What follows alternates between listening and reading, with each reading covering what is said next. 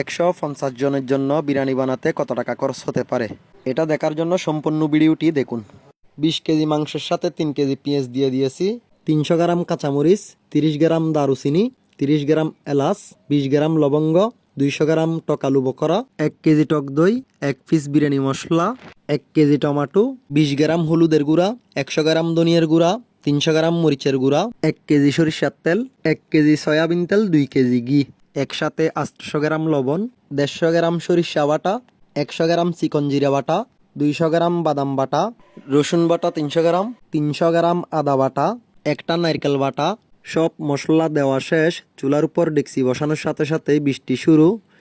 বৃষ্টির আগে কিন্তু আমরা ছোট্ট একটা তেরপাল বেঁধে দিয়েছি, এটা না দিলে কাজ করা সম্ভব হতো না।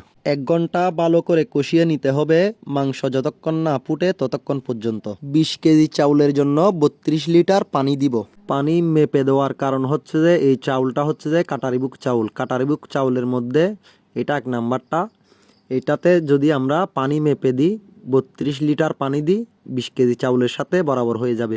চাউলটা আমরা ভালো করে ধুয়ে নিচ্ছি একটু ঝাঁকি দিয়ে, যেন সাদা পানিটা চলে যায়। একদম পরিষ্কার হয়ে গেলে কিন্তু ভাত হবে জরজরে। যদিও বা সাদা মারটা থেকে যায়, ভাত কচাল হয়ে যাওয়ার সম্ভাবনা বেশি, তাই আমরা ভালো করে পানি দিয়ে পরিষ্কার করে নিচ্ছি। চাউল কিন্তু আমরা হাতে কচলাই না, কচলাইলে কিন্তু চাউলের যে মাথাটা আছে সেটা ভেঙে গেলে ভাত সুন্দর হয় না। পানি ঝরার জন্য 5 মিনিট রেখে দিয়েছি। বিসমিল্লাহ।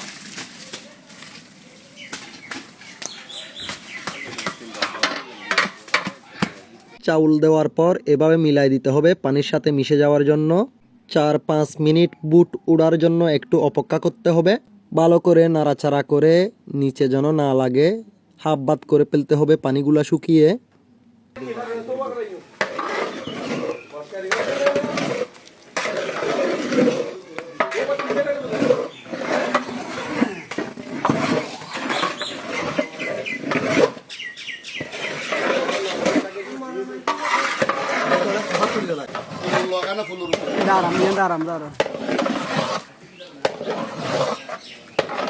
দমের মধ্যে 20 মিনিটের জন্য রেখে দিতে হবে।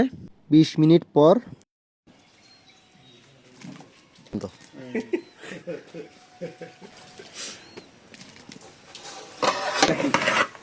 সুন্দর 150 জনের জন্য বিফ বিরিয়ানি বানাতে 25,000 টাকা খরচ হবে।